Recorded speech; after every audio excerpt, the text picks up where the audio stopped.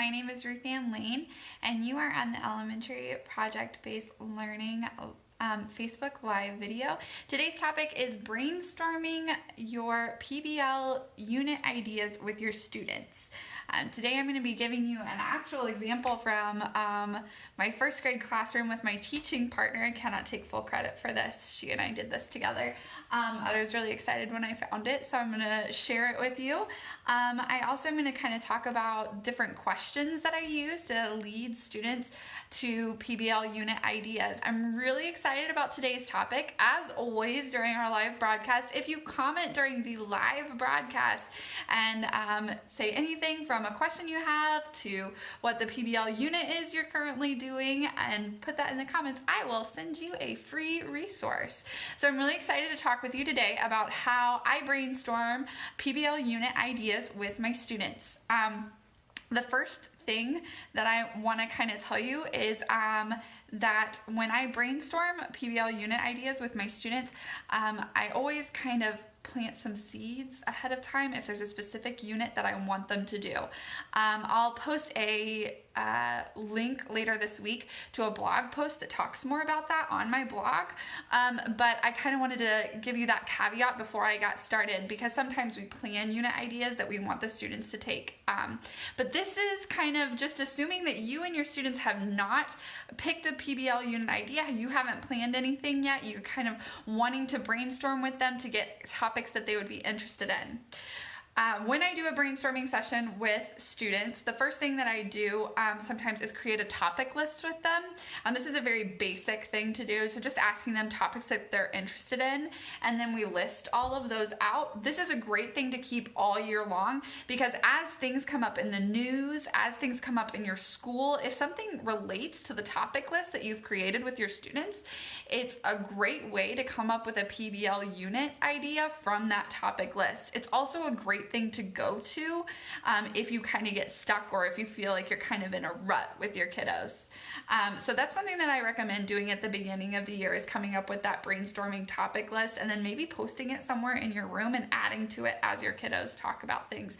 You can pull from your I Wonder board too. That's another great thing to do. So some of the brainstorming questions that I ask, I'm very purposeful about the questions that I ask during a brainstorming session. They're very thoughtful, they're very open-ended. They allow students to really come up with their own ideas. I have a product for that I'll put in the comments, but I'm actually going to give you all the questions that are in that PowerPoint anyway. If you want it, it's in the comments. Otherwise, I'm just going to tell you the questions that are in it. One of the first questions that I ask is about problems. So I talk with them about the problems that they see in the community, and then we brainstorm a list like that. What are some problems that you see in our local community? And we write those out together. What are some problems you see in our school? That one is always a huge one. If you want to do a PBL unit about your school, your kids will get so into it. If you need to kind of pull things from them, give them locations. So talking about, what is a problem you see in the cafeteria? What is a problem you see in the restroom? Sometimes this restroom one specifically, you'll get a lot of things that have to do with bullying. Oh, well, there's no teachers that are in the restroom, so kids are not always very kind to each other. That's a great one if you want to do a PBL unit about bullying, because you're going to have at least one kid usually that brings that up. If you want to do something about health, talking with them about what are some problems you see in our cafeteria? What are some problems you see out in our playground if you're wanting to do something with playgrounds? Also, another one besides school and the community is the world. Students have a much more, bad way of putting that. Students have a better way, students have a really great awareness of the world that they're in, and they're going to notice a lot more than what you think. So if you say, what's a problem that you notice in our world, you're going to get a lot more responses than what you might think, especially with this whole Visco girl movement where they're all into turtles and straws and things. Students have a serious awareness of the world around them. The example that I'm going to give you is actually a question that my teaching partner and I asked. What we asked was who do you want to help in our community? Who do you want to help in our school? And our students really came up with a great list. So I hope you can see it. This is, please excuse my terrible handwriting. This is the list of project ideas that my kiddos came up with. The first one that they said when they were talking, I just kind of wrote it as we went. I said project ideas at the top, and then we talked about who do you want to help. They said they want to help people who are hurt or sick. We live in the state of Indiana, and Riley Children's Hospital is a really big children's hospital here. Another one that they said is that they want to help their friends. They want to help their grandparents, help people who are hungry or don't have a lot of money. And then they want to help their aunts and uncles. This was a session with about 50 some odd kids, and we came up with tons of things that they wanted to help. When we were putting this together, a lot of the students were talking about different people that they wanted to help when we were discussing this with them. And so we talked with them about how helping was an element of kindness. And so they decided that they wanted to do a kindness project from that. And so we did a lot of things with several different people that they wanted to help. We helped the school nurse, we helped Riley, we helped grandparents, we did little things like writing cards. We just brainstormed a huge list of ways to help people. Oh yes, empathy is very important. I actually have another video about empathy, Elma, in the video section of our group if you wanted to check that out, empathy and PBL. But yes, I think that it's so important. PBL is such an amazing tool for teaching empathy to small children. It's an incredible tool for that. Oh, thank you, Emma. Yay, I'm so glad you guys are commenting. I don't know if you were here at the beginning, but for commenting, you get a free resource. So I will be private messaging that to you. So these are some of the ways that we brainstorm. Again, I really think that asking those thoughtful questions when you are starting to brainstorm, those things that are kind of open-ended.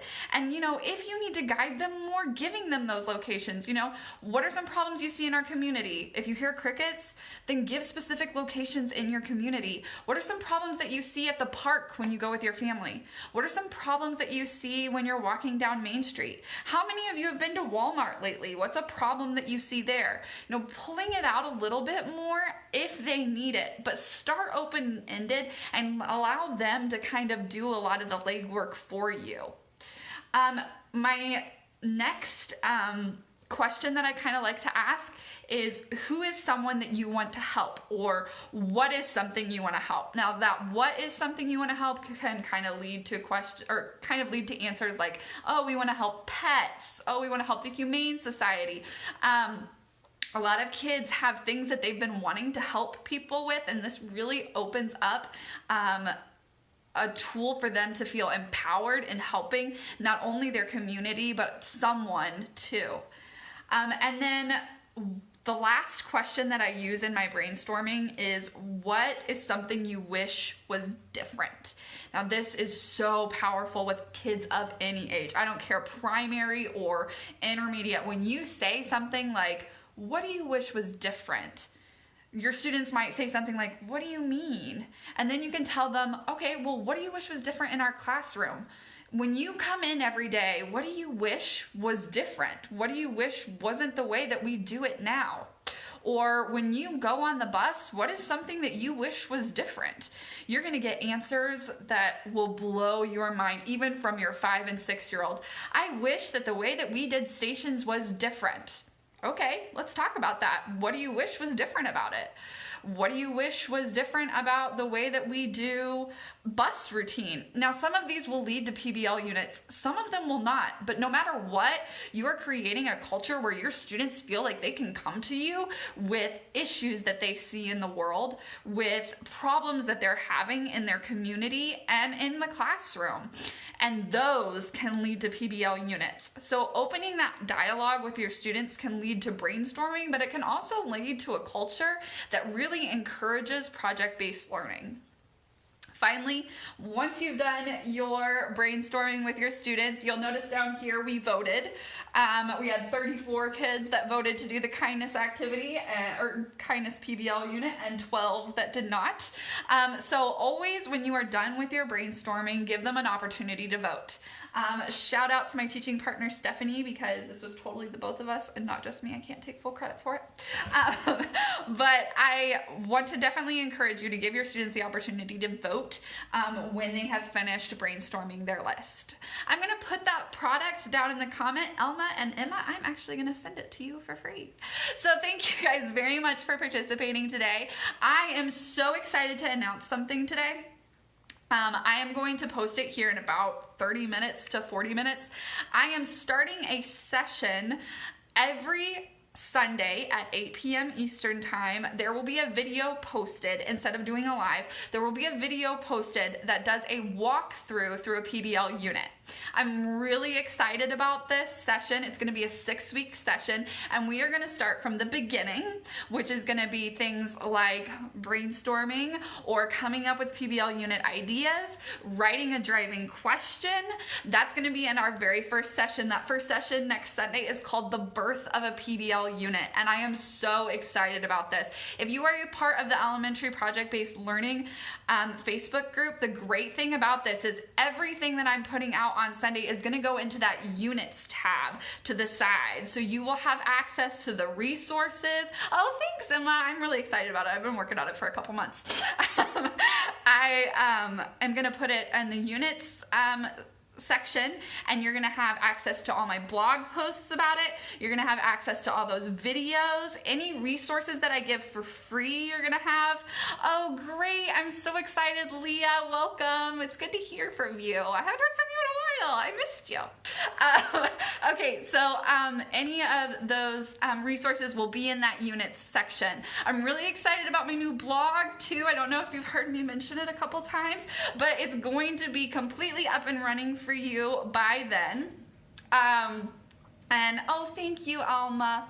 You're great too. I'm really excited to have talked with all of you today. I will see you, not live, but in a video next Sunday. If you have any questions between now and then, let me know. If there's anything that you want when you're reading through the sessions, if there's any questions that you have, is there anything that you want me to make sure to cover, make sure to post it in the comments section with the image that I'm about to post, because I will make sure to include it in my videos, and I'll give you a shout out. Okay, bye, Leah. I'm so glad you finally got a free Sunday. Oh, rest is so important for us. Okay, bye guys. Have a great Sunday.